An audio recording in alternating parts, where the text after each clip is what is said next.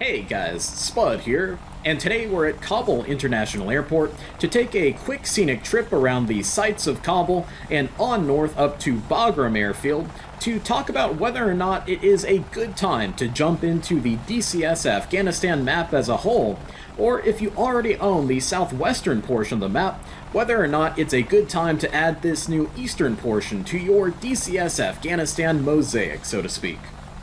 And I'm also going to use this time to discuss some potential issues I see for DCS World maps going forward, and maybe brainstorm up some fixes, so that way we can get some discussion going in the comments section down below and in my Discord server. So I've got a full me board here full of notes for us to go over today, so why don't we hop in the cockpit and get started with our tour around Kabul.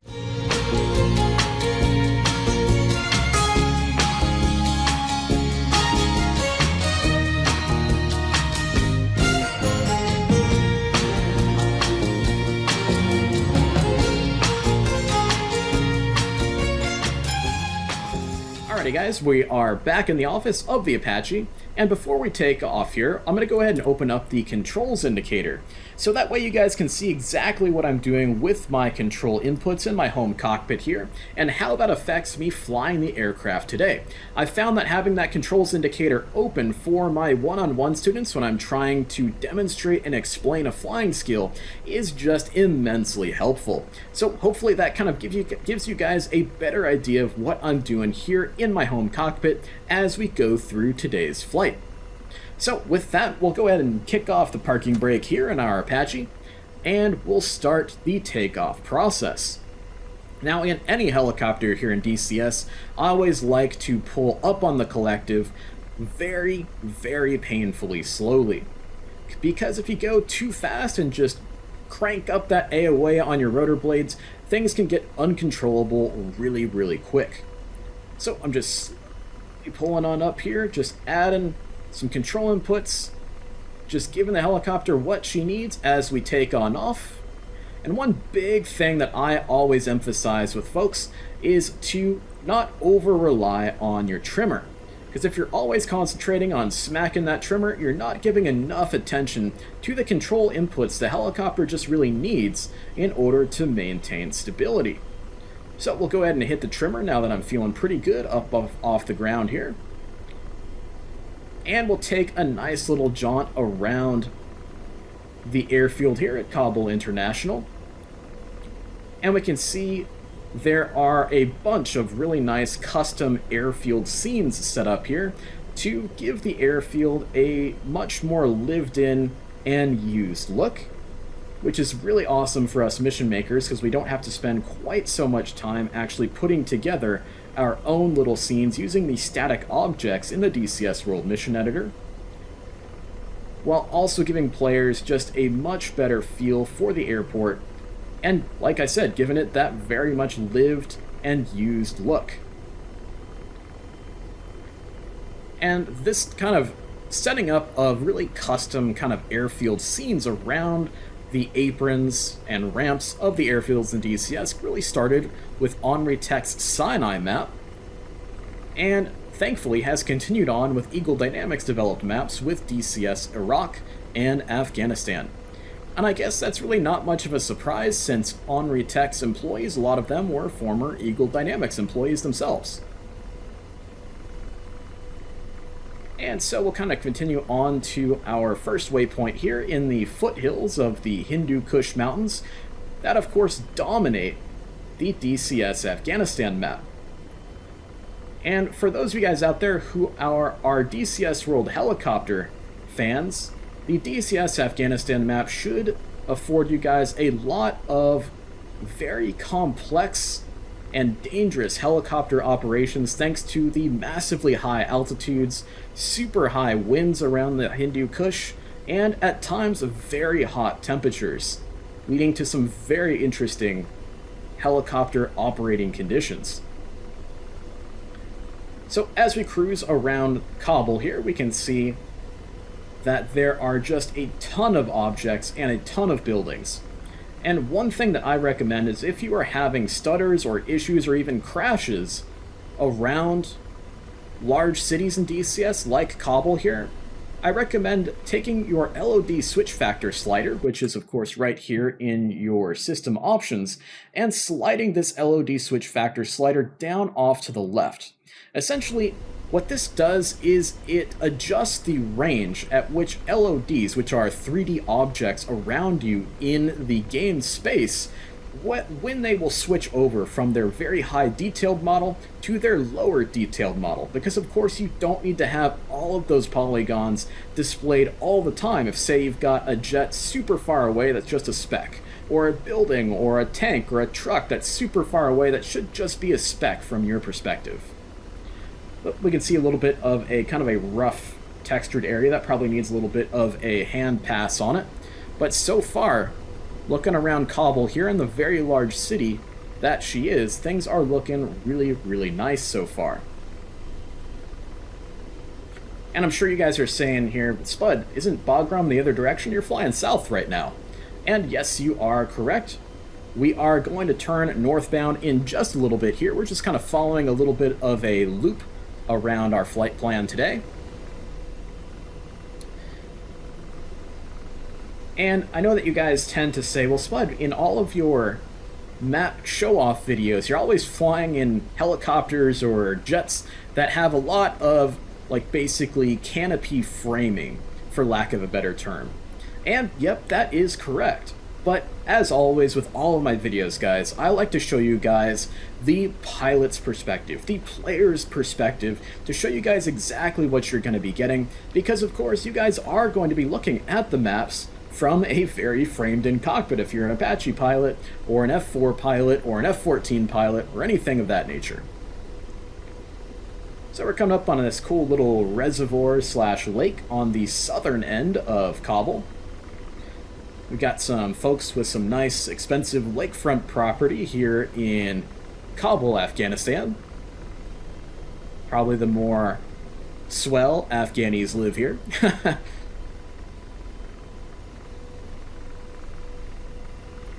So the first concern about DCS World maps that I want to address is going to be the Half-Raq and Half-Ghanistan quote-unquote controversies, I guess you could say. And I think most of this is really honestly DCS developers, Eagle Dynamics, and other map creators from third parties kind of getting the short end of the stick and getting no benefit of the doubt from the DCS World community when they really should be afforded some. So these mountains definitely look a lot nicer. The terrain mesh is looking a lot more detailed than it was in the past here, so that's very nice to see so far. Yeah, we'll just kind of cruise on around towards waypoint 2, flying in between these little hills and mountains surrounding downtown Kabul. And back to that original point here, guys. Eagle Dynamics, when it came to the creating different portions of the Afghanistan and Iraq maps, basically we're trying to play into player feedback. Players were always putting comments up on different map announcement videos, announcements on the forums, updates on the forums, things like that. People are always saying that DCS World maps are too big hard drive space-wise, and they were too expensive. And so Eagle Dynamics came up with the idea that would be kind of the best of both worlds. We'll split the maps into multiple parts, so that way players can pick and choose the portions of the map they'd like to fly on, and download and install the portions of the maps they'd like to fly on as a way of both making the maps more affordable and saving space on the hard drives of DCS World fans, which is of course always a good thing. Alright, we're flying on over towards waypoint 3 here. And I can't tell you how many times I've had to actually stop multiplayer mission briefings or debriefings and actually open up the DCS World website, share my screen on Discord, and be like, guys, you are sharing basically blatant misinformation about the Half-Ghanistan or Half-Raq controversy, so to speak. Players would be saying, oh, well, Eagle Dynamics is biting off chunks of maps and selling them for the same price as they would be otherwise for the full map. And I'd be like, guys, that is just simply not true, unfortunately, and obviously fortunately, because guys were saying literally that their ED was selling half of Afghanistan for the same price as a full map. Then I'd have to open up the Eagle Dynamics website and actually physically show them, no, guys, they're not actually doing this. This is not Eagle Dynamics being evil and awful and trying to get so much money out of you. It's their attempt at trying to make DCS World maps more affordable and less of a huge chunk of space on your hard drive if, say, you really only want to fly around a certain portion of a map and you realize that some portions of the maps that you fly on are honestly unused. So I just recommend, guys, that if you ever see any inflammatory statements on places like Hoggit or in different Discord groups and things like that, saying, oh, Eagle Dynamics is evil because they're doing X, Y, or Z to this map or this module and they're just trying to extract money from you, go ahead and take a look at the actual DCS World website just to verify for yourself, so that way you're not just constantly spreading misinformation and everything is turning into a giant game of telephone in which Eagle Dynamics is always the perpetual boogeyman. Now, with that out of the way, we can see we're flying into a little rain squall here over the northern portion of Kabul as we're flying back on over towards the north here, towards Bagram Air Base. And the rain effects here on the canopy of the Apache and the sound of it hitting the helicopter definitely sound really, really great.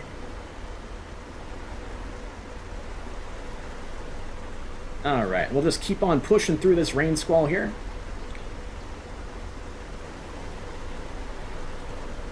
The terrain mesh of these little hills around Kabul, that surround Kabul, these foothills of the Hindu Kush, are looking really, really nice so far. And I think it was just a really great idea for Eagle Dynamics in the announcement video of the release of this portion of Afghanistan to show kind of that swipe view between the terrain mesh before and after this update. That was a really fantastic way of showing off just how much better the new terrain mesh actually is for players. And I think that'd be a great idea to continue that going forward with not just maps, but other modules as well, such as the remastered F5 or any other art updates to modules going forward, or maps, of course. Now that we've kind of gotten out of the way, that first discussion topic on DCS maps on how Half-Ghanistan and Half-Raq is really just ED's way of trying to play to some of the player demands and critiques that they always see on their YouTube channel and forum posts, things like that.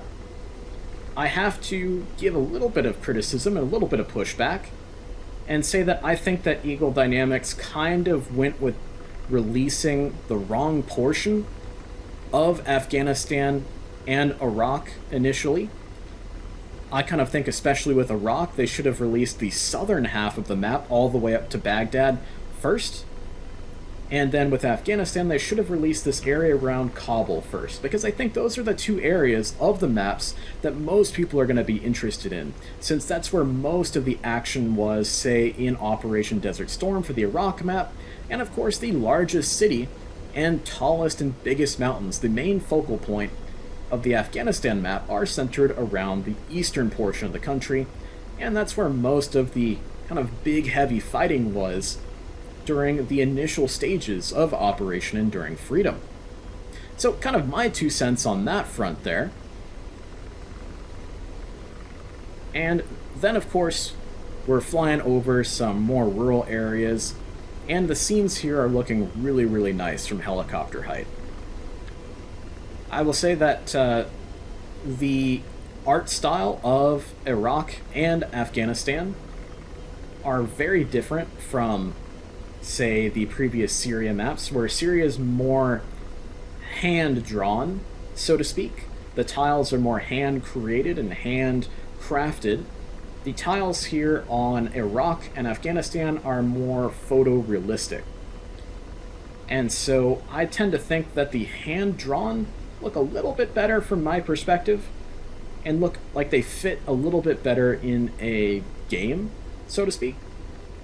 But that's just a me thing, and honestly the map does look very, very nice, especially with the updated terrain mesh of the mountains we can see in the distance there. Alright, looking at my notes here. Another kind of, I guess, worry that I have about maps going forward in DCS, especially with how many maps there already are, as well as the fact that there's at least 3 maps I can think of off the top of my head here that are currently under active development and are slated to be released in the hopefully near future here, is the fact that the maps are expensive, of course, and it can be very, very hard to get enough players to put on, say, a multiplayer event on a new map. And that's, of course, you know, a function of players being excited about the map, being interested in the map, and of course the map's potential affordability for players. And so I guess I see the maps as being more of a long-term investment, because it's going to take a little bit for players to accumulate the map in enough numbers that it makes sense for single-player campaign makers to create campaigns for that map, and for multiplayer mission makers such as myself to have enough players to kind of field a mission on that map. These scenes here are looking really, really nice. These trees look really great around this little creek that I'm following around as we head on north towards Bagram. And I think there's also a little bit of an issue with maps in DCS, especially for new players, in that a new player who knows nothing about DCS gets super excited. They say, oh my gosh, DCS is amazing.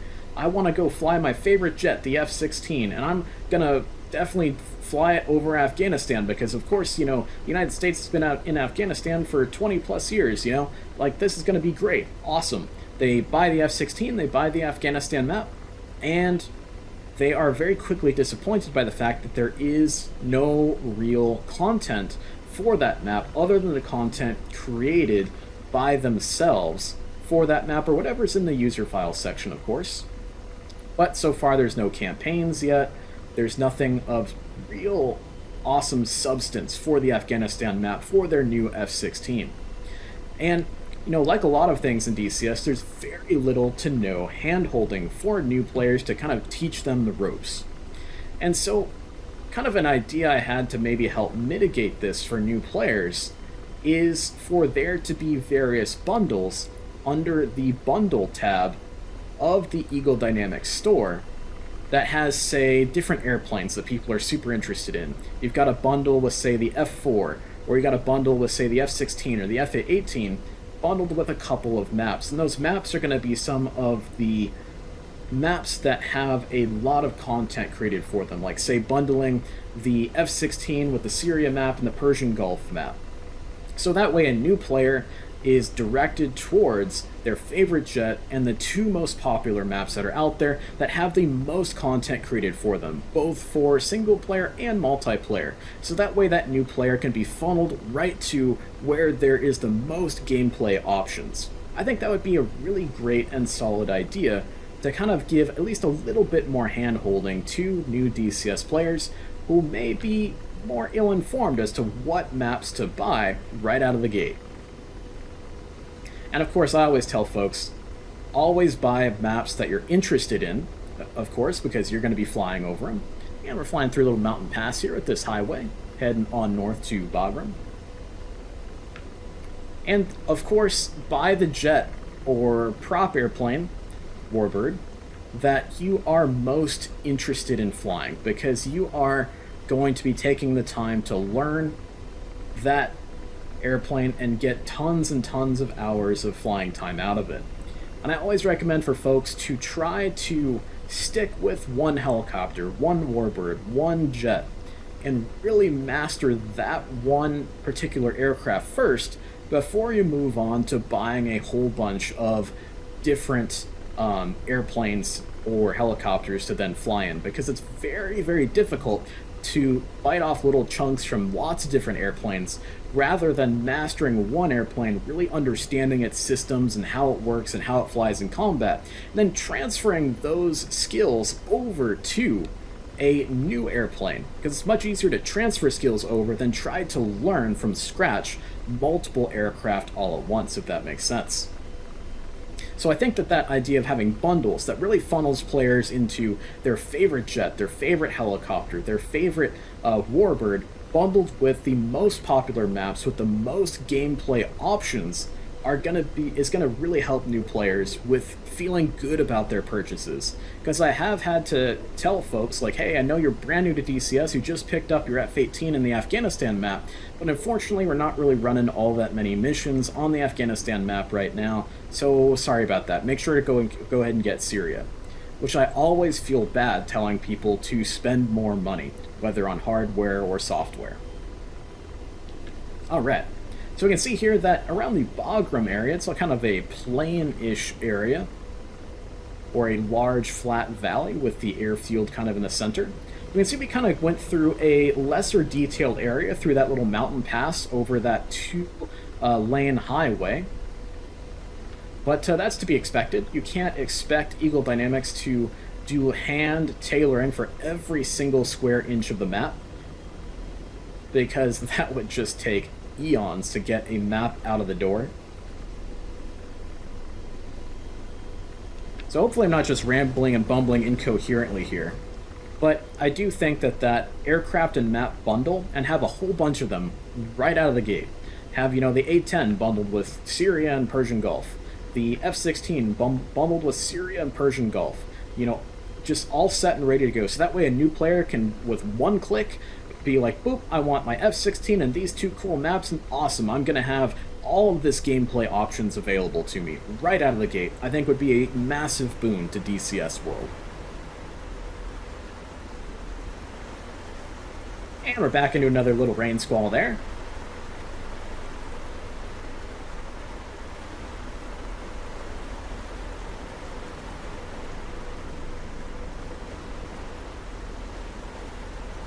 And I know I'm flying way out of trim here in the Apache. I always tend to fly more nose to tail trim than anything else, and I guess that's just from being a wacky fixed wing driver as opposed to a true DCS helicopter aficionado. Alright, and we can see Bagram coming up here. One of the things that I thought was interesting at the very first part of our little jaunt around the map is I didn't realize that Kabul International Airport was a single runway airfield. I always thought it had multiple runways, but that's neither here nor there.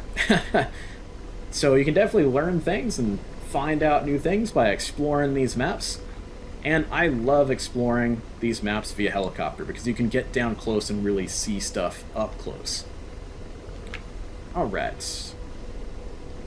So we'll kind of do a little pass around Bagram here, and we'll set her down, and we'll kind of come to some final thoughts on Eastern Afghanistan and the DCS Afghanistan map as a whole. Alright.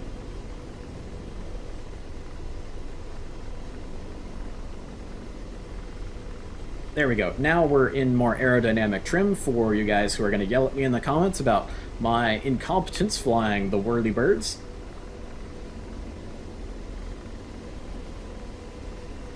Very big, very well detailed airfield here, which of course you couldn't get away with making an Afghanistan map without a very detailed Bagram Air Base, one of the most important air bases in both the Soviet invasion of Afghanistan in the 80s, and of course, Operation Enduring Freedom, with the US and NATO allies throughout the 20 years of the War on Terror.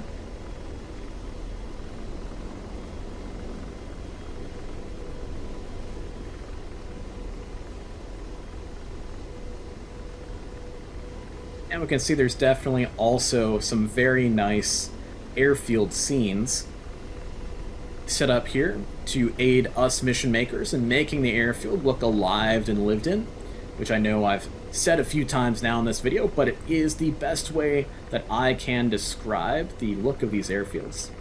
So we'll do a bit of a quick turn here to bleed off some speed. And we are not going to get into a VRS situation, even though I am plummeting out of the sky way too fast. So we'll get that nose parked on up there to slow on down. All the helicopter aficionados for DCS are all cringing very hard and writing me in the comments section that I suck. And of course, Bagram here is a dual runway airfield. One of the funny things is just how close these runways are together. I would imagine you can't really have multiple large aircraft taking off or landing at once on these parallel runways due to the fact that they are so close. And it looks like one of these runways is IFR capable and the other one is not. So I imagine that maybe for regular ops, the inner runway here is probably used as a pseudo taxiway rather than an actual runway. We can kind of see here the runway marking showing off the fact that the inner runway that I'm currently looking at is definitely not IFR capable and probably does not have an ILS coming on down to it.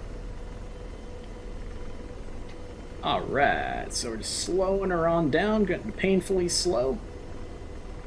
Add some anti-torque pedal there, add some trim so I can get some more travel on those anti-torque pedals. And the Afghanistan map, I think it's going to be a playground for our rotary wing pilots, both Apache and Hind pilots, especially with all of the more coin-oriented operations that are available on this map, and the very challenging conditions that this map can present for helicopter pilots if weather settings are set in a realistic manner. Hot, high conditions with lots and lots of wind and turbulence around the gigantic Hindu Kush mountains that run down the spine of Afghanistan. Alright, so we're just kind of inching our way towards our parking spot.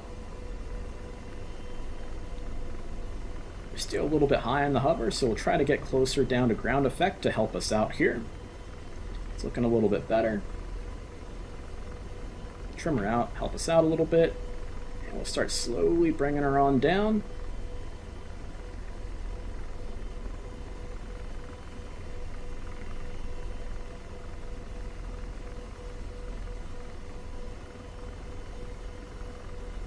And we're on the ground. Perfect. Didn't even realize I was on the ground because it was so soft and smooth. That's what I like to see. So guys, kind of a, final thoughts on the DCS Afghanistan map. I always thought that this would be the portion of the map that Eagle Dynamics should release first because it does have the most populous areas of the map, the largest mountains, and where most of the active combat occurred during the Soviet invasion of Afghanistan and Operation Enduring Freedom in the early 2000s, post 9/11. So, and again, the same thing on the Iraq map. I think that the southern half of the map should have been released first. That way, DCS players could be super psyched about jumping in and recreating Operation Desert Storm. But that is neither here nor there now because this portion, the eastern portion of Afghanistan, is here, and I think that this map is going to be a fan favorite, especially for those Apache and Hind pilots that are out there, for all of the reasons we've mentioned earlier. I do know that we talked about some concerns that I have about DCS World maps going forward, and I think the concerns are valid, and I think that we should potentially discuss them in the comments section down below, as well as over on my Discord server. And I know that Eagle Dynamics, through Matt Wagner and interviews with other Eagle Dynamics employees, have stated that they will never go to a subscription model, which I absolutely respect and definitely give them kudos for, because everything is going to a subscription, and everything is trying to nickel and dime you these days. But I guess we just have to figure out some sort of a way to get the maps into more players' hands, so that way we can create more content for both multiplayer and single player, and create that circular feedback loop of the more people who have Afghanistan, the more likely it is that the campaign creators are to create campaigns for Afghanistan, which means the more people will have the map or buy the map for those campaigns, which means multiplayer mission creators will create scenarios and events for that map with more players to staff that event, and again, then they go onto YouTube and all that, and it's a circular feedback loop for that map. Persian Gulf and Syria, and to a lesser extent Sinai, are already deep within that circular feedback loop, but it just takes a while to develop, I suppose, and hopefully we'll see that feedback loop start to come up for the Afghanistan map now that we have this eastern portion of the map available to us, and hopefully in the future for the Iraq map once that southern half of the map comes up and players can really start to kind of recreate Operation Desert Storm, which I think is what DCS World pilots have been wanting and salivating over for so long now. So thanks for watching, guys. I hope that this was an informative video. I hope that we can have a respectful and, positive discussion in the comments section down below on DCS maps, and we'll see you in the next one. Fly safe out there, guys, and enjoy this beautiful game.